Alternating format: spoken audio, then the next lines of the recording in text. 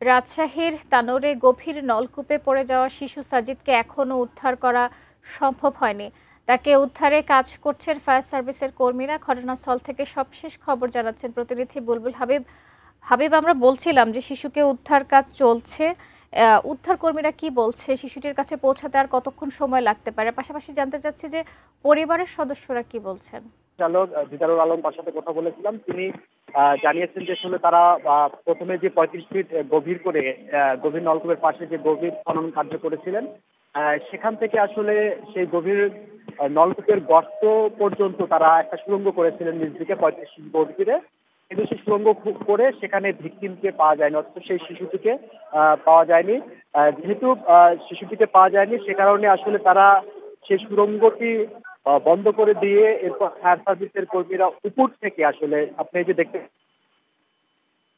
Pipe যেটা ঢুকানো আছে সেই আসলে উপর থেকে 20 ফিট ঢুকানো আছে পাইপের গর্ত, ওই গর্তের মধ্যে আসলে সেটি পড়ে আছে যে পাইপটা দেখছেন, সেই পাইপটা ঢুকাইছে সেখানে ফায়ার সার্ভিস কর্মীরা। এবং তারপর উপর থেকে তারা আসলে মাটিগুলো সরিয়ে সরিয়ে ফেলেছে। তো এখন আপাতত আসলে নিচের দিকে যেহেতু আরো অনেক পুরো অবস্থায় রয়েছে, তারপর উপর মাটিগুলো সরিয়ে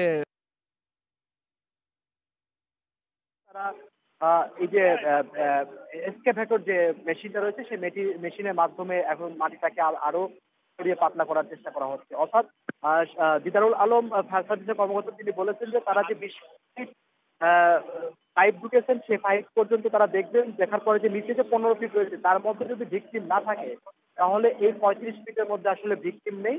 তখন তারা আরো আসলে এই পাইপের মধ্য দিয়ে যে গভীর নলকূপের যে গর্ত সেই গর্তের মধ্য দিয়ে তারা আরো 35 ফিট পর্যন্ত তারা আরো দেখার সক্ষমতা রয়েছে। সেই 35 ফিটের মধ্যে যদি ভিকটিমকে যদি পাওয়া যায় তাহলে তারা সেটাকে উদ্ধার করতে পারবেন, যদি না পাওয়া যায় তাহলে সেটাকে আর তাদের উদ্ধার করা সম্ভব হবে না। কারণ তারা বলছেন যে গভীর নলকূপের যে গভীরতা 150 ফিট থেকে 200 ফিট পর্যন্ত। তাহলে 70 ফিটের গভীরে যদি সেই শিশুটি চলে যায় তাহলে তাদের পক্ষে আর উদ্ধার করা সম্ভব হবে না, এমনটি কিন্তু সহকারী পরিচালক দিদার আলম বলেছেন। তো যেহেতু আসলে কালকে দুপুর 1টার সময় এই শিশুটি এই গর্তের মধ্যে পড়ে যায়, তার বাড়ির পাশে আসলে বিলের মধ্যে এই গর্তটি।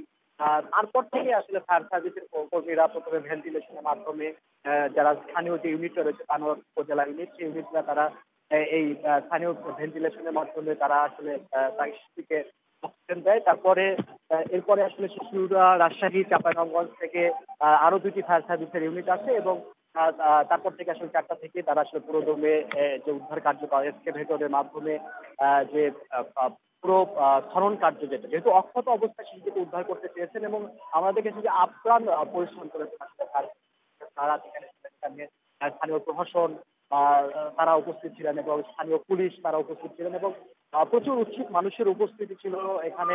শত শত মানুষ আশেপাশের যতগুলো গ্রাম রয়েছে অনেক দূর দূরান্ত থেকে মানুষজন এখানে এসেছেন এবং তারা প্রত্যেকে আসলে প্রার্থনা করেছেন যাতে জীবন্ত শিশুটিকে উদ্ধার করা যায়। তো যেহেতু শিশুটির আসলে কালকে থেকেই কোনো সারা শব্দ নেই এবং চেষ্টা করছে আসলে সবাই প্রার্থনা করছে যাতে শিশুটি জীবিত উদ্ধার করা যায়, সে জায়গা থেকে ফায়ার সার্ভিসের কর্মীরা তাদের এই উদ্ধার কার্যক্রম চালাচ্ছে।